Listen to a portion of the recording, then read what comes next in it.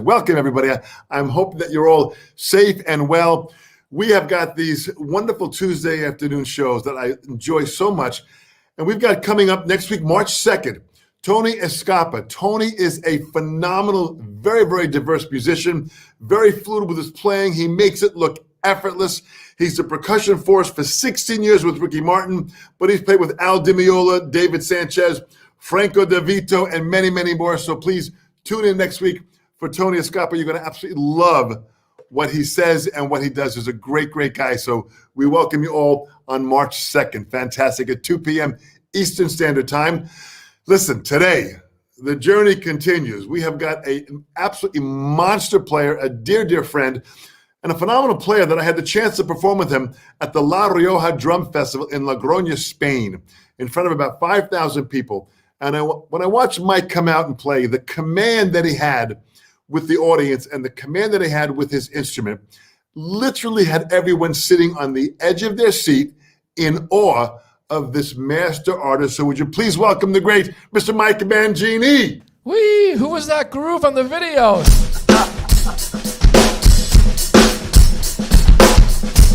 John, what is that, about a 50, 56, 57% swing?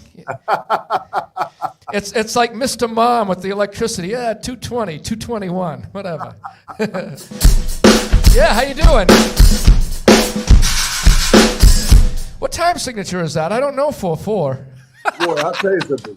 You are everywhere but 4/4 when you're playing, Mike. You are inside, outside of time. You are for all this concept of from grid to knowledge within rhythms. I mean, we're going to get into all of this in the course of the process here. But I got to first start out by saying, Mike, it's great to have you here. Thank you so much. You have got an incredible fan base of what you're doing. It's with Dream Theater as you travel around the world. But I got to ask you, I want to go back to the beginning.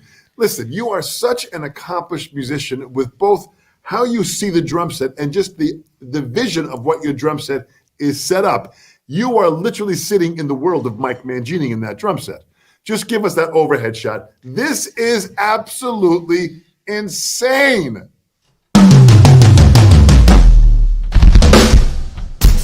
Here we go again. What time was that? Woo!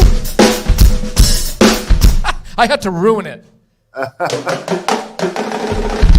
All right, I'll put my face back on. This face? Hi. No, this face. There we go. Fantastic, man. Just the look of that kid. So, listen, drumming, you got involved at a young age. How the heck did you get involved in this insane instrument? By looking at the LP records of the albums that my older brother and sister would play. My brother is 9.5 years older than me, and my sister is 7.5 years older. So they were into music and would play albums in the dining room. We had a record player in the dining room, and so I would sit on the floor next to the dining room table, which happened to be in view of the kitchen. So I would crawl and get cans out of the tuna fish cans and coffee cans and stuff out of the cupboard and make it look like the drums on the LP records. And I would make shapes and play with pencils as I was 2.5. That's how it happened. I love it. So you start playing, but some of your influences at an early age, because of your older brother and sister, I mean, you liked Buddy Rich, Bobby Colomby, Danny Serafin, Bonham, Pert, Bozio, you know, and Neil Peart, of course, another influence to all of us. Yeah. Were those the players that you were starting to listen to? Yeah, and it's interesting. I'm not sure. I know you can corroborate something called a calling. You know, you don't fully understand. You just know you like something. And it's not that you don't dislike other things. You don't think like that. I never thought like that. I just liked certain things. And I would always have the ability to discern this positive vibe on music because those drummers came into play, but listening to the LP records, like really, really young, you know, Ringo was the first influence, yet my sister, Jody, would play Motown records. So I liked that. I mean, I just saw this as me hit things. I didn't care what kind of music it was. My brother introduced me to horn music, Chicago. That's how I got the Blood, Sweat, and Tears in Chicago influence. So, that's the real deal, is just you're calling. You don't know. I just get so excited to learn. And that's all I can say is I disliked anything. I just liked things. That's it. But I think what's interesting, Mike, what you do so well is that you've allowed all of these influence, a wide variety of genres and styles to come into your life. And when you're playing, you're pulling from all of them. Yeah. It's like, this is the beauty of right now, of these setups that we have. I mean, think about how much fun this is.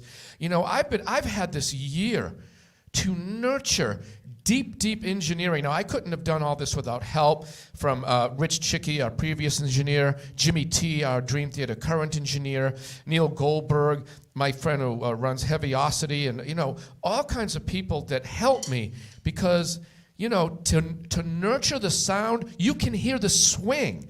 This doesn't happen on like big rock records with the compressions and the all the stuff that goes on. I mean, even to play swing,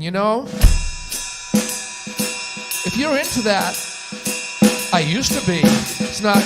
I never stopped loving it. I just don't get paid for it. But the way you put your fulcrum on the position of the stick changes the sound of the beautiful sound of the ride, and we can hear that with these beautiful setups of ours. So I'm just loving this.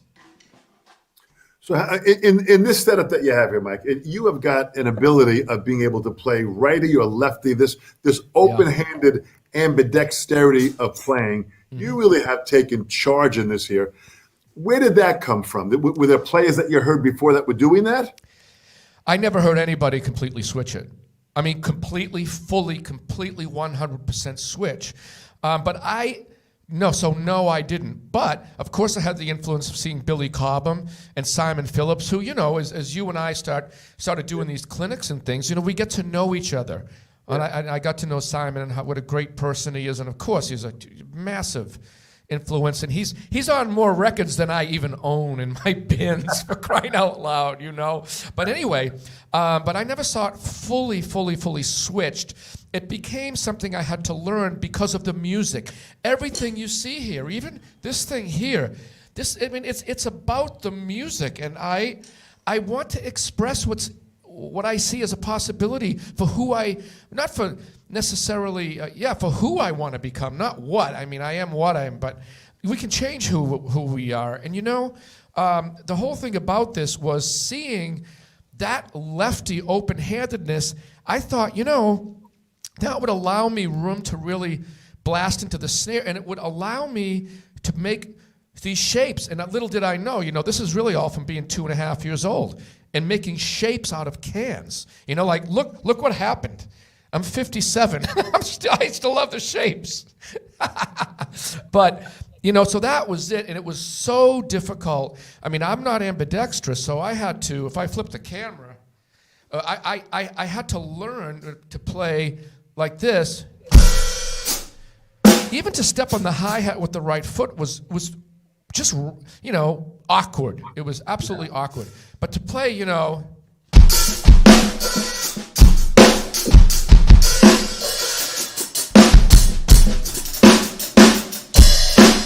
I'm stepping with the left foot over here. When this hi-hat's going off, I'm stepping on this pedal. When this hi-hat's going off, and sometimes I interchange them. It's half righty, half lefty. So that was a couple of decades. I mean, I can teach it to people now, and a few years. I spent like 20. And now I can teach it pretty quickly because I know the cognitive language in the brain. So it's easy for me to tell somebody. But man, that was hard. But this totally gives you the freedom that wherever you want to go, you're not thinking right-hand lead or left-hand lead. You're thinking, what sound do I want? Whatever sound you want, your body delivers that sound. Think about this. Yeah, check it out. So I have, of course, I get I used to get the ribs from the engineers. Which one's your main hi-hat? Why do you need 4? Oh God, someone shoot me. Anyway, but the bottom line is like the the nature of these hi-hats has been brought up. But when you talk about music, I want them to sound differently. I want to play the verses of songs on the left side, which has a warmer sound, and there's a more bright sound on this side for the choruses of songs. Oppositely, these closed hi-hats, the darker sound is here with the ZBTs, and I got lots of comments on the ZBTs as far as, how come you use a cheap cymbal, blah, blah, blah. I'm like, what? It's like, it's the best hi-hat that sounds the most different than the new beats, for me. Right. But that was my intention. It was the music. The whole thing with the kid, it was the music. I played, drum corps, marching band in high school. It was about music. It was never about anything else. And so, yeah, seeing drummers that had the courage to try to learn to use their left hand, which is hard enough, as you know, was very important and helpful to me. But, again, it's a calling. You kind of don't know everything, but you know that there's something out there for you. You know what you like. And I haven't been afraid to just do it no matter what anybody says. I like the fact that you mentioned it's a calling. It's a term that I use all the time because, listen, the calling just basically means there's something greater that is pulling you into this path that sometimes you can't explain. You have to trust your instinct. You've got to just trust your gut, and you go for it and you do it. And as you have followed music that way, you've also designed your kit and you're playing that way where you just went with your gut. You wanted stuff on the left side, you put it there. And then when you put it there, you then develop the skill to really use it well. Yes, this kit was made before I knew how to do it. It was nothing, it was a tool. You understand that? It's like, you have to have the courage to follow that. And I'm not afraid that I can't do this. It's called humility. And that has a lot to do with, a fortunate upbringing for me because, it's like you're asking me questions and it's not so much, my opinion, my thing, me this and me that. It's more about, no, wait a minute. We all have an opportunity with our will, we all have free will, we all have an opportunity to choose. Do you want to have humility or do you want to be filled with pride? Which way are you going to go? Which way? Because it's an inherent source thing in our souls. And that calling, when it lines up with that beautiful thing that's good, the reward is unbelievable. So it's like anybody can be that person. You can choose the road of humility or you can choose the road of being prideful. Which one are you going to choose, And upbringing helps to have some courage, to not be afraid to, okay, I admit it, I'm awful at this. I can't do it at all. And everyone on the planet is better than me. Okay, they all win, but I got some work to do because I know where I got to go. It's kind of interesting, Mike. When you talk about this here, you speak of the word humility. People have to understand what that means. Humility means there's always going to be someone better than what we do. So we have to understand that there's always going to be a learning and a growth process and a learning curve.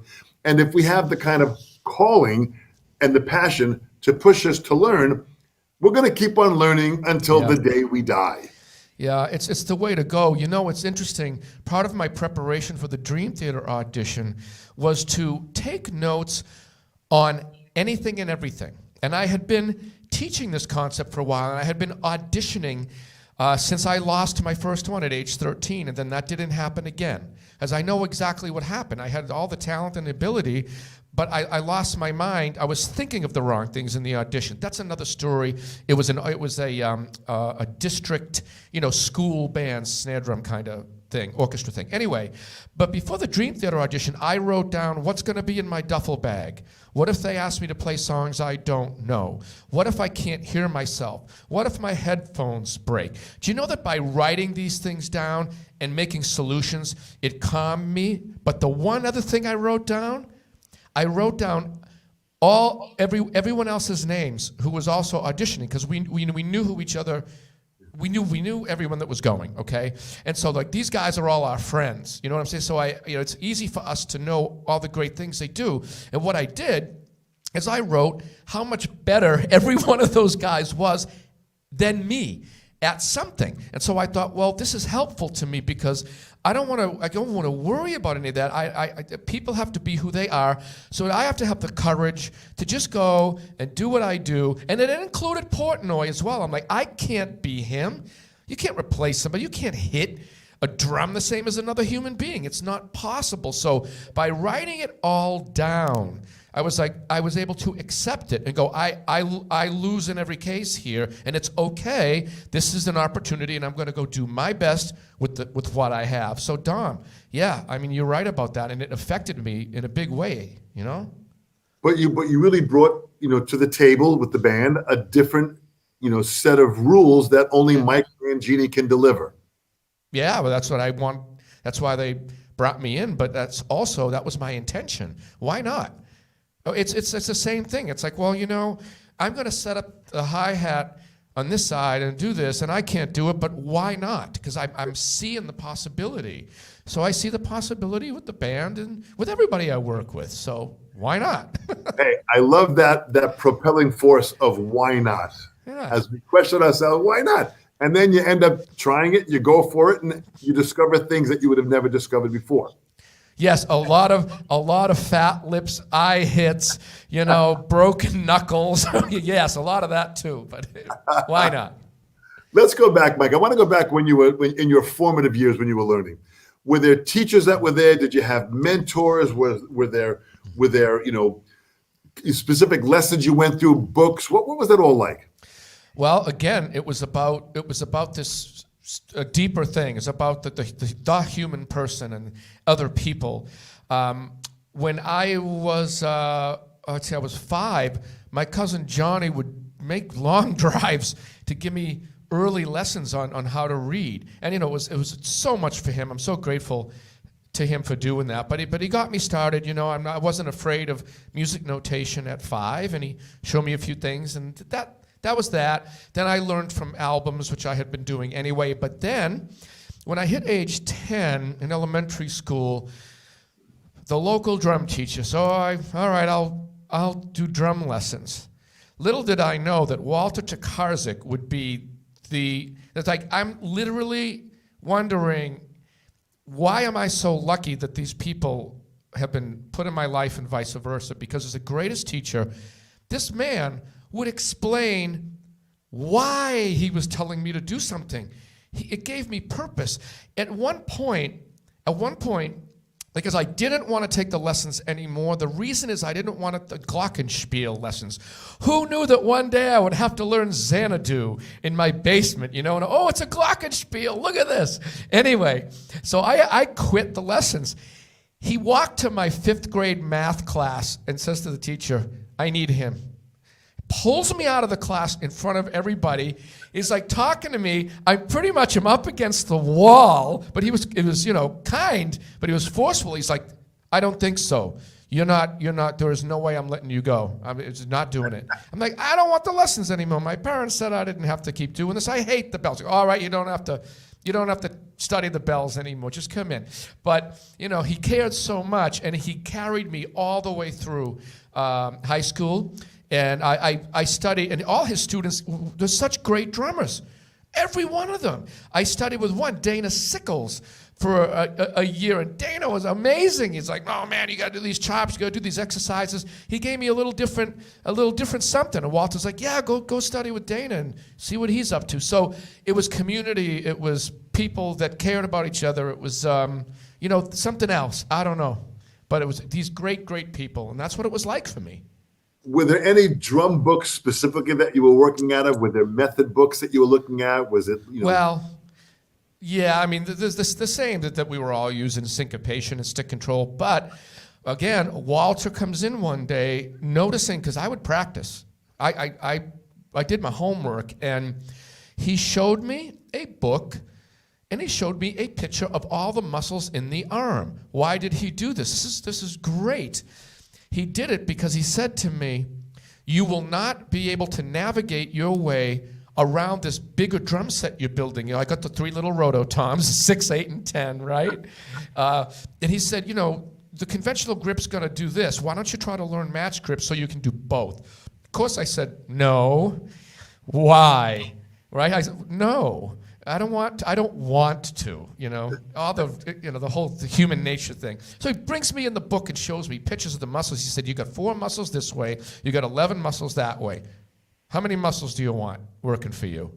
And like, all righty then, And then he's like, he told me about the ergonomics. So stick control and syncopation, but it wasn't necessarily about those. It was how you practiced. It was why you practiced what it was. You had to have the purpose, and you had to have the thinking system so that what you practiced, you retained. And that if your technique was good, you retained good technique. It was, you're like writing good memories. Beautiful. Where do you think the discipline came from for you to practice so diligently and have the level of focus even at a young age? It's family. It's all family, cousins, siblings, parents, all of it, friends.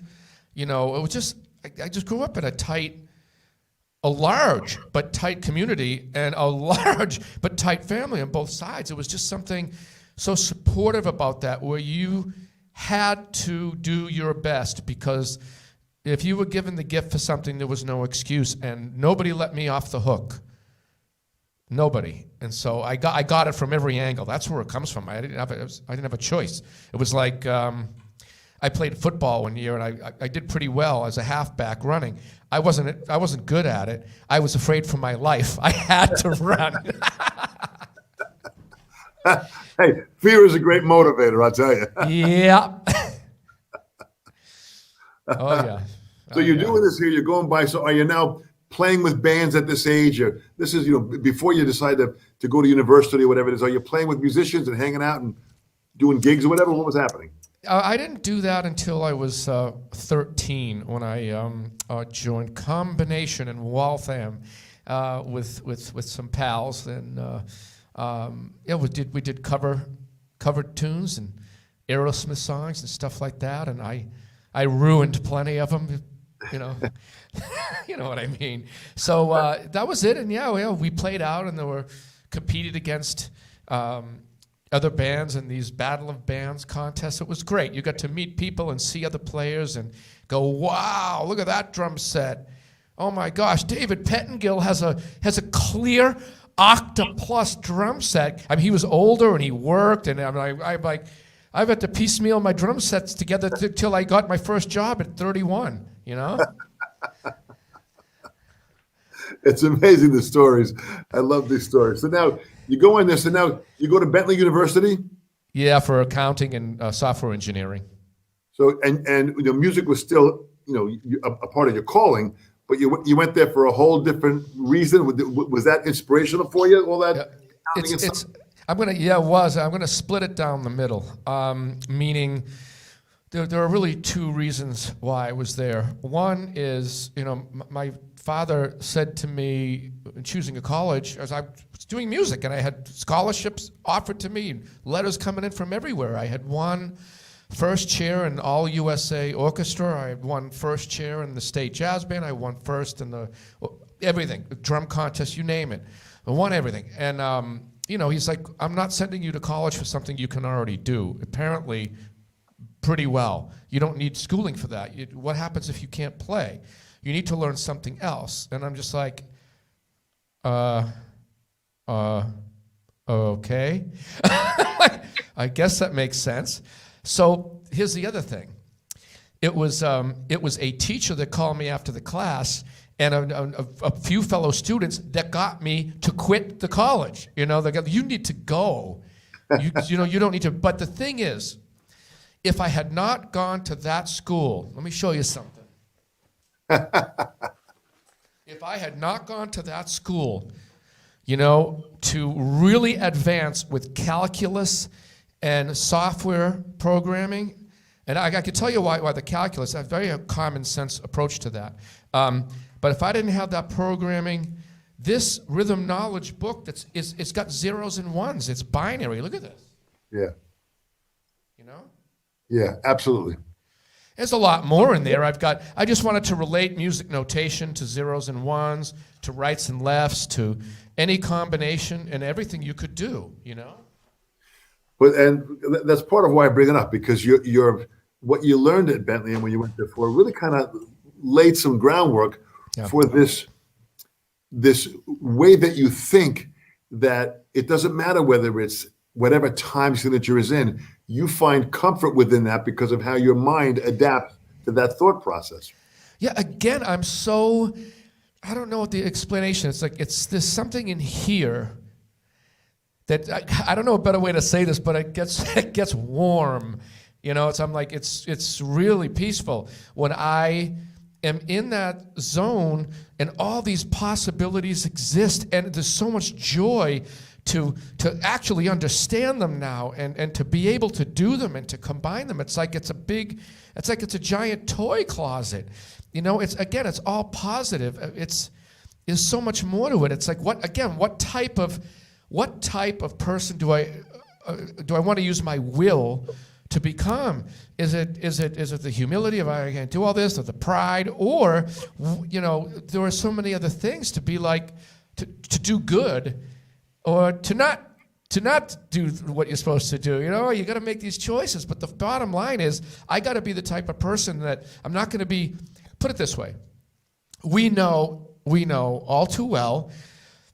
We've got an unbelievable drum community. It's like a cult, isn't it? We had our own magazines. We've got our own festivals. You know what I'm saying? We have this whole world. It's an unbelievable world. And it's so alive. It's like dynamic. It's so amazing. And yet, you're still going to have people choose to be ultimately positive all the time, and there's some that are not. But they choose it. It's like you've known me for a long time. And I know you like this too.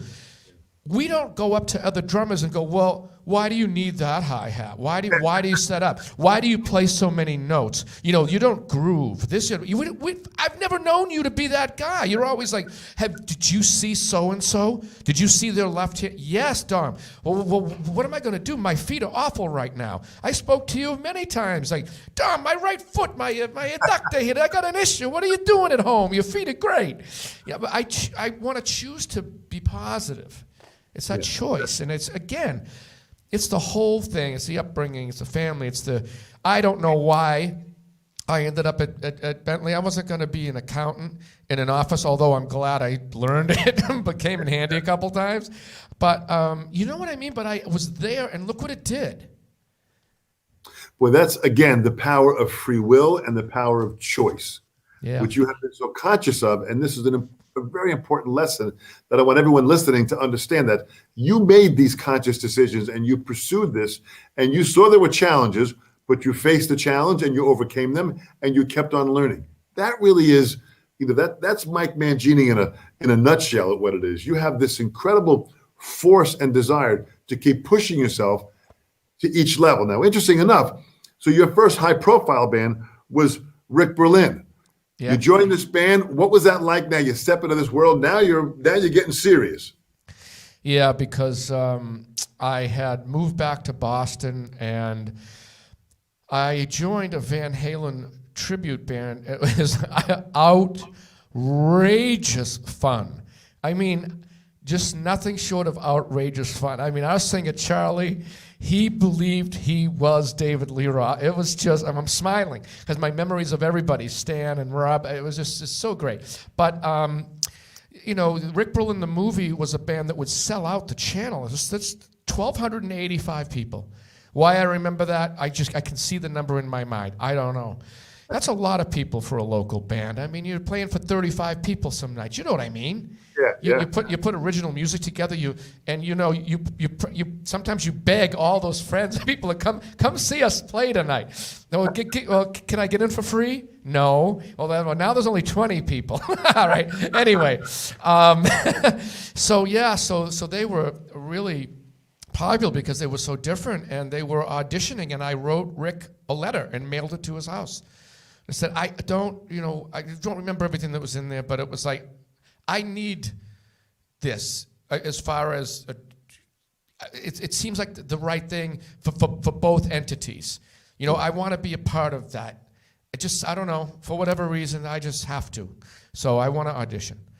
And I did, and I got it, and that's how that happened. But they were, it was just interesting music because they had a ballerina on stage, 4 vocalists.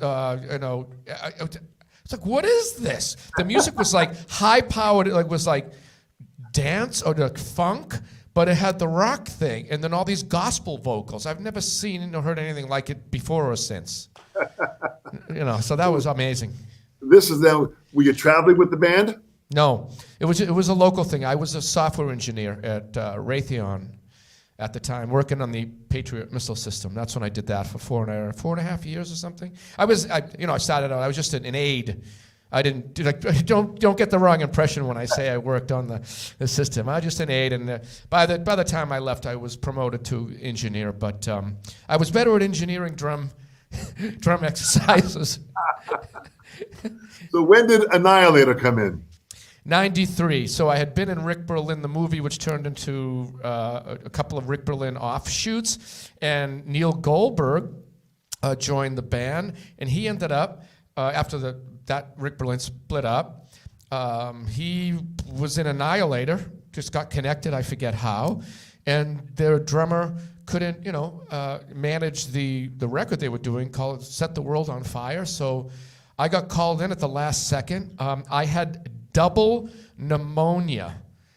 I weighed 125 pounds. I died. I did the whole death thing. You know what I mean? I was gone for whatever. And I was just frail, and I came back, and it was a bizarre time. So of course 7 days later, I'm on a plane to Vancouver. So that's how that happened. And I'm like, I remember Max Norman took a look at me. I was so skinny, whatever. He goes, "You don't look like someone who can do this job." My hair is stringy, skinny. I definitely didn't look Italian. I didn't look like I had my pasta fagioli going on. I didn't have the whole thing. Anyway, so you're with Annihilator. You're doing it. Yeah. It's intense for what it is, right? So my gosh, it was intense.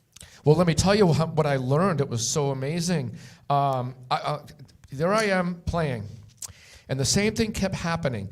We would do complex passages I would learn on the spot. I mean, I was on a plane. I was sick in bed. I didn't rehearse or anything or practice. I didn't even know the music. So the complex things were coming out nailed.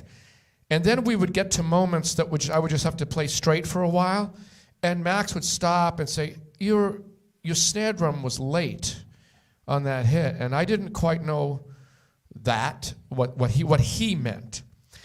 Jeff Waters was just like a hardwired guy for this. I mean, he hears and sees things, and he was doing this for years, way before me. So I'm like, "What are you talking about late? What do you mean?" He goes, "Well, listen to it." I'm like, "What?" And they were kind enough to trust me. They said, "Come in the studio." And Max took the 2-inch tape and he said, "There's the metronome, goo, and there's your snare drum hit, goo-ka, goo-ka." So I was curious. Clearly it didn't land exactly with it. I'm not, I'm lucky I got that close. How about that? But I mean, that was the job, though. You got to understand, the job wasn't play the section, feel it, man, just groovy, and just okay, we'll morph to it. It wasn't like that. This stuff was pre-written, pre-done. Jeff is a metronome guy. That's what he does. That is what that music demands. That's the feeling. That music has a feeling because it's so on the grid. It's a different. What's this whole? Why does everything with feel have to be this?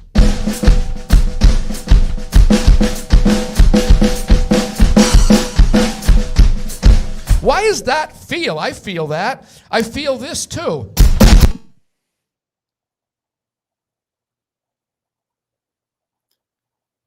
Oh, I think we lost the sound. We lost your sound, Mike. Did we lose your sound? Can we hear you? 1, 2, testing 1, 2. Nope, we don't have you yet. Nope, no sound. Let's see what you got.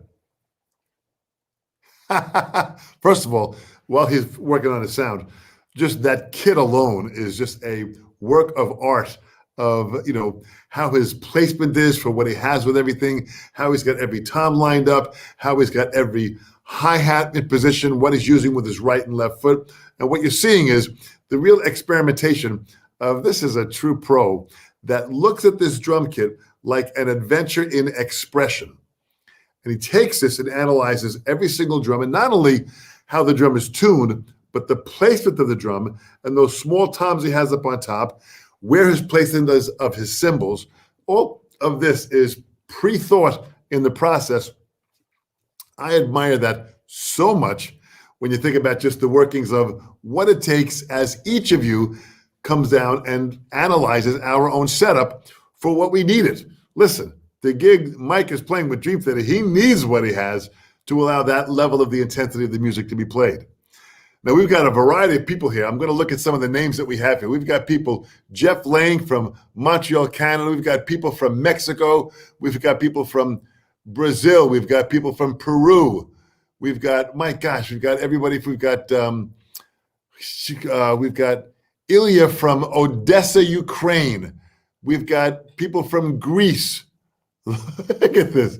This is incredible. And everybody here for the Vater family of what we do. And all the great, look at this. We've got some great. Scott Pistol Crockett, man. Here it is. The pattern you played at the opening can be heard on Steve Arlington's song, Weak at the Knees. Oh, interesting point. Thank you, Scott, so much. So, yeah, Great. I'm on the regular microphone from the computer. Can you hear me? I can hear you, yes, absolutely. All right, so, I mean, I'll speak to you. I blew it up. I mean, the thing is, I haven't used this particular interface, so it's not like my Zoom where I know every single button. So I'll just talk to you for a minute. Good stuff, man. Well, good. Well, a couple of things, man. So, you know, in the intensity, I was just explaining about your kit while we were in pause here, but you went on to play with Extreme and then Steve Vai. Also really intense, intense mind, intellectual, physical bands. Really amazing. I ended up in those places. I like everything.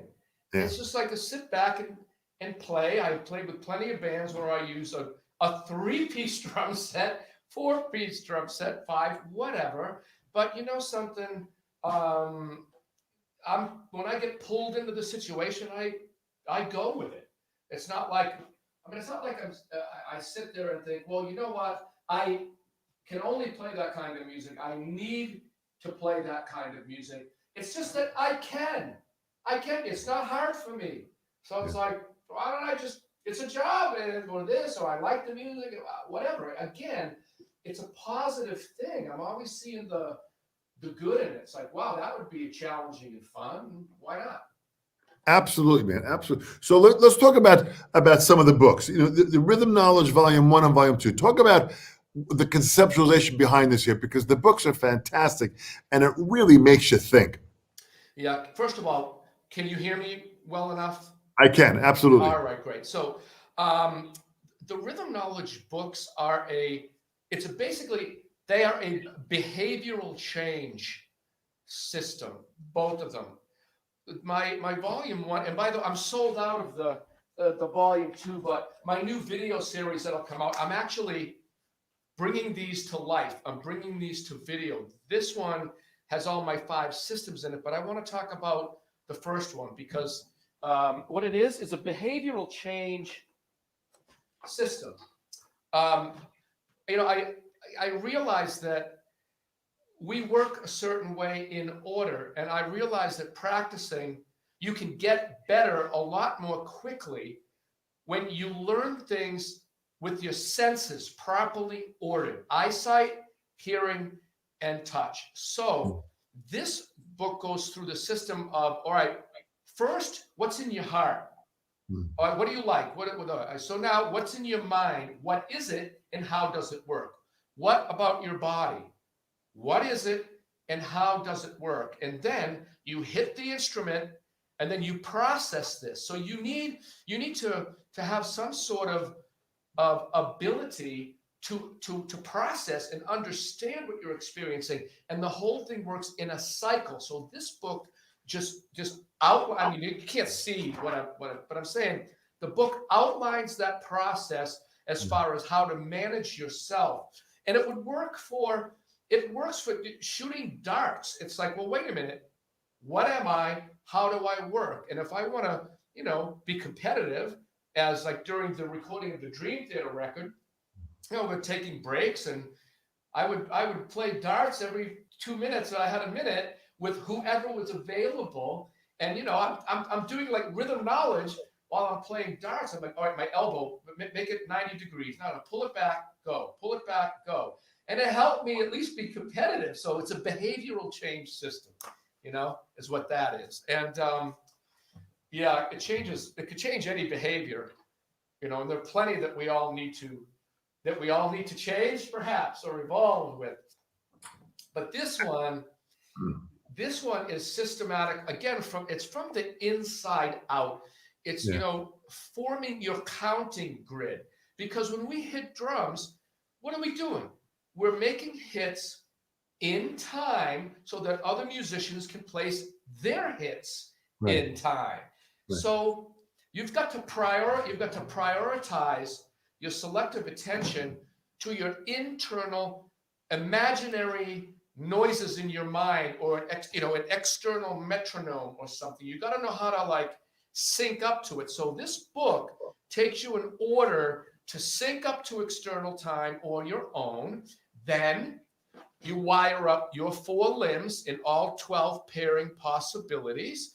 Then you count, and you have to count odd numbers because it makes the easier numbers easier.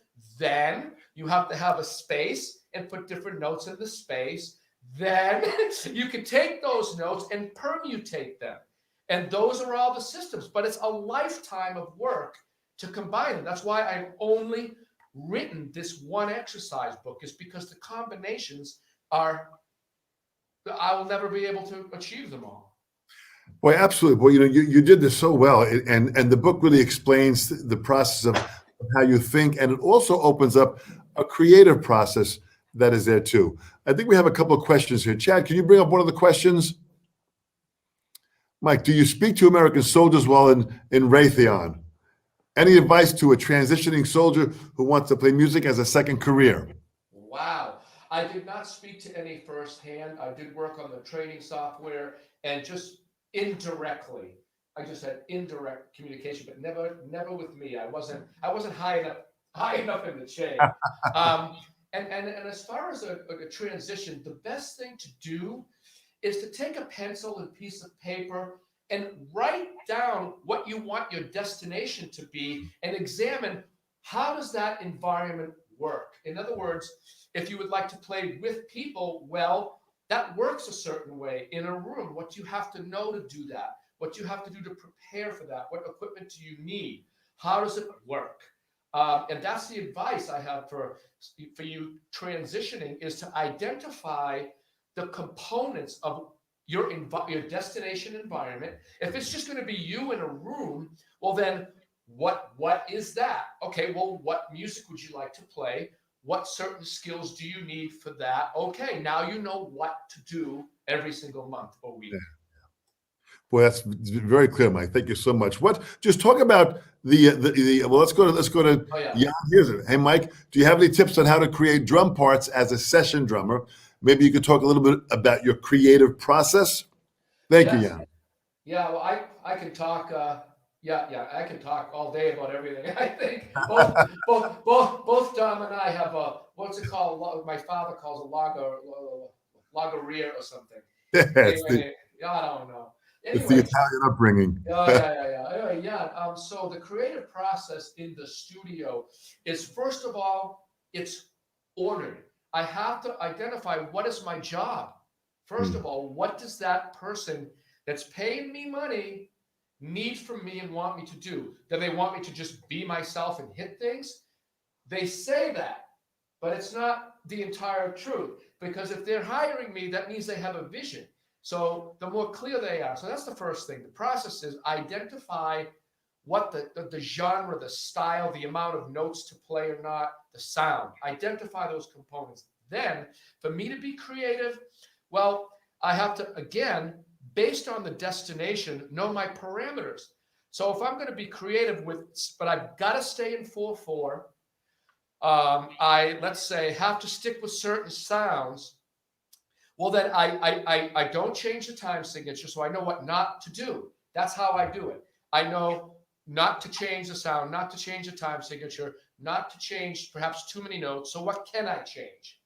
My creative process is with shapes. A lot of them are with shapes. Like I'll play so many bars on this. Let me put this on for you. I might do a fill using 1, 2. Let's say I only have a 4-piece drum set like this. 1, 2, 3, 4. So I might do a fill using this triangle over and over, and then this triangle. I might go backwards.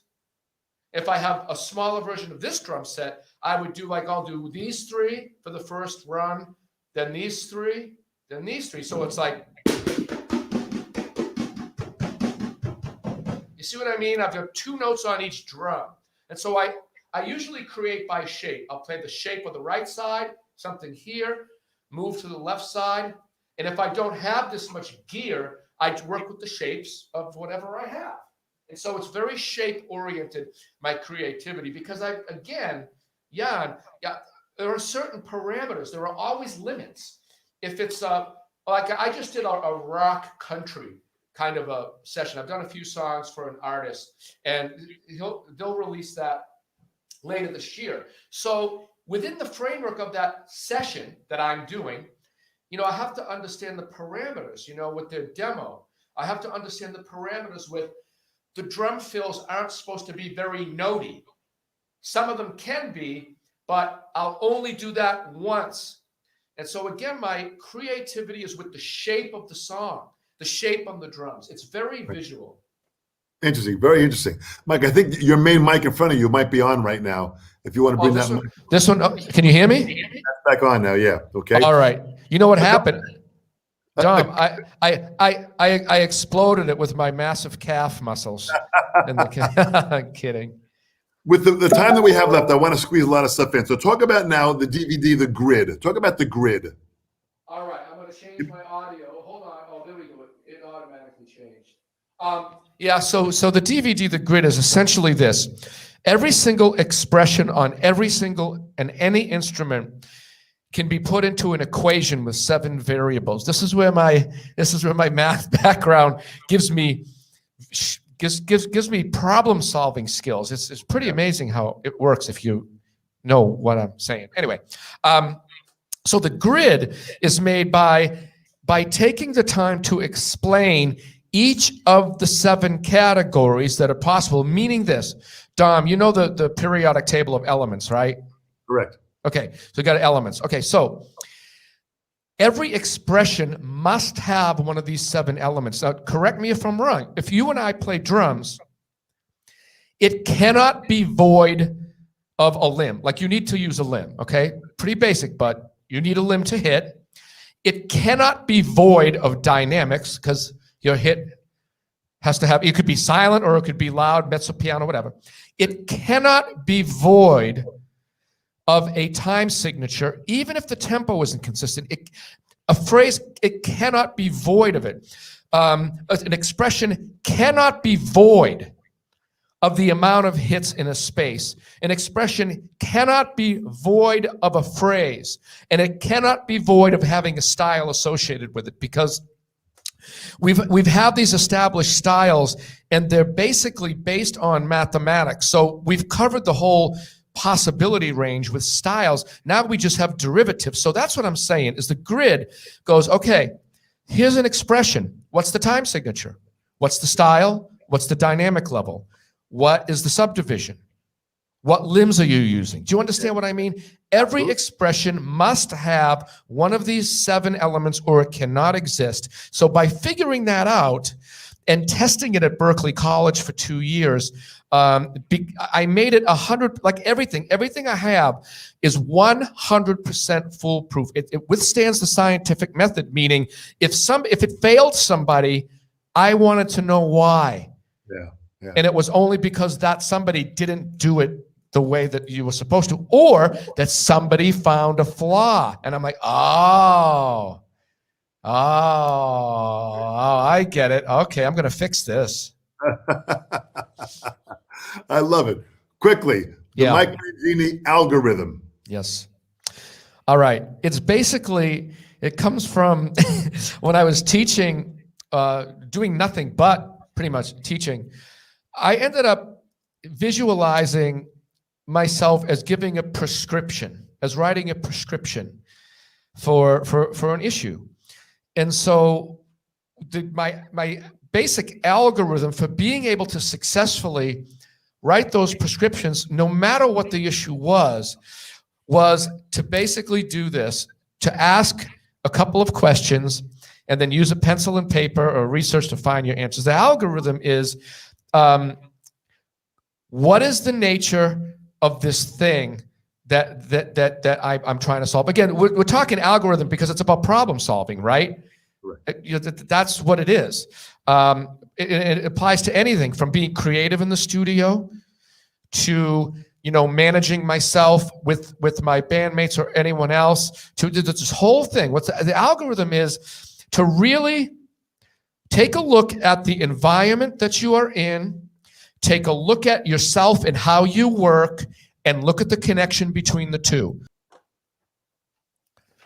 Yeah. You see how there's a stick figure in a pyramid? Beautiful. Well, it's like the pyramid is what happens in the human brain. That's the human brain, and it's organized. That stick figure is in an environment, okay? But it says studio, practicing, live, practice room, or the whole bit. I said practice twice. I must like it. Anyway, I made a stick figure because I didn't want it complicated. I don't want an elaborate.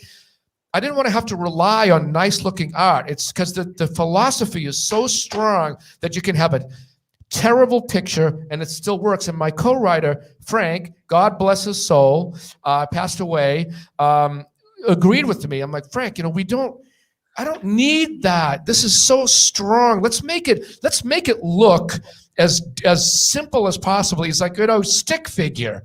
Just make it so simple that you can't get simpler. So that's what it is, the algorithm. Where are we going? Anyway, let me switch. It is crystal clear what you're saying, Mike. And I say, before we close out, I want you to talk about your stick, Mike Mangini, Wicked Piston. Yeah, baby. Go ahead, I cut you off. That's it. No, talk about your stick. Talk about it. All right, first of all, the name comes from a very well-known drum tech named McGee, who got his start in the business with me. And then I actually passed him off to Mike Portnoy. Mike Portnoy called me one day. He goes, hey, can I use your tech? I'm like, yeah. I'm not, go, take him. Get him out of here. He tortures me. Anyway, McGee's a very, very funny, witty person, as you know.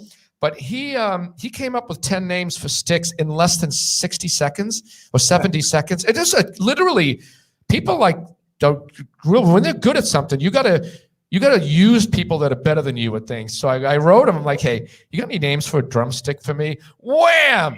Now, this was the only one that I could really use because the other ones really weren't family-oriented names. So okay, well, I can't use that. But the Wicked Piston, it's a takeoff because it's a piston, right? Like a in a car engine, and it goes fast. And us from Boston, we say, hey, that's wicked cool. It's Wicked Pissa. So it's kind of a takeoff from that. That's where the name comes from. It is heavier on the top than the bottom. Why? Because, keep that up. And it's a long stick, too. And McGee definitely wanted me to have the acorn tip. But the bottom line is this, that the reason why it's heavier is because, a lot of drummers who record and have to strike their drums hard flip their stick around. And I was talking to Chad and the team. I'm like, let's just make the stick heavier on the top. Has anyone ever done that? It's like, no. I'm like, wow. Well, let's do it. That I knew or they knew. So that's the thing. And the thing is, the weight changes drastically when you change your fulcrum. So if I'm on stage and I need to feel more weight, I just put my hand further down on the stick. And if I have to go faster, I might creep it up by a half an inch or two, Pale blue dot. Like whenever I was warmed up when we did that song, but whenever we would go into it, I would just put my hand a little higher and go, okay, chill out.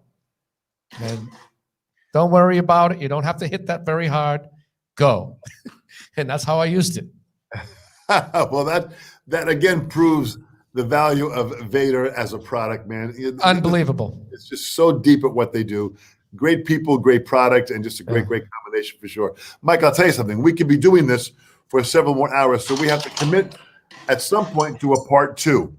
So at some point, we'll check our schedule. We'll have Chad Brandolini, who's the great artist relations guy for Vater, to work on our schedule and make it happen. Chad is actually behind the scenes making things happen here by plugging all this in here.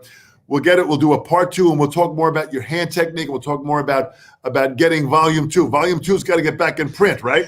Yeah, well, I'm making the videos. It's like it's the book come to life. I have to deal with the back and print thing. There's some issues with Frank passing away and the files and like stuff like that.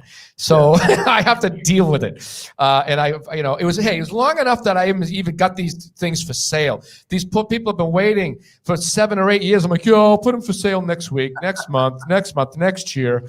So the pandemic made me like sit and get it done and build, a shop and do the whole thing. But I'm doing some Zoom lessons, like labs. I don't know, you have individuals. I don't know, you do your labs. You've got, classes, but I'm doing that too. And people can learn from me in that way, and then learn from you and learn from me and learn from me and learn from you. And we all have things to say. Well, MikeMangini.com. Everybody, go to his website. You'll check down all the information that you want to know about Mike. Mike, all your product is great. The concept, the way you think, you play at the top of your game, better than ever, Mike, as long as I've known you. Thank you. And you as well. I can see it in your face. You can. That's like, it's a sign. You look what you're doing with your life. You can't even breathe. You're so busy. It's like, that's tremendous. The fun is that I get a chance to experience with great people like yourself, Mike, who continues to inspire me and move me forward for sure. Thank you so much on behalf of everybody at Vater, and thank you all for listening. We've had people from all around the world. Keep in touch. We're going to do Mike Mangini part 2 for sure. Mike, thank you so much. Stay well and stay safe. Yes, everyone. Thanks so much, Mike. Boy, what a fantastic joy, man. Talk about a spirit that really is following his calling. And all of you for joining us, thank you so much. We'll do a part 2. We'll bring Mike back for sure. We'll do it, and we'll have some fun with it. But I want to also mention again, next week on March 2nd, Tony Escapa is going to join us. Again, a phenomenally diverse musician. Ricky Martin for the last 16 years, Al Di Meola, David Sanchez, Franco De Vita. He'll talk all about it. He's a phenomenal player. And Vater does it so well. They bring it on. They deliver us for these exciting conversations. So join us for Tony next week for sure. Again, great having Mike Mangini. He's an absolute saint in how he has this incredible, endless enthusiasm for playing drums, for being a phenomenal musician. And of course, Dream Theater's on the road. When they get back on the road, you'll be at a chance to go hear them again. Thank you all so much for joining me. Dom Famularo on behalf of Vater Percussion. Thank you so much, and I'll see you next week. Bye-bye.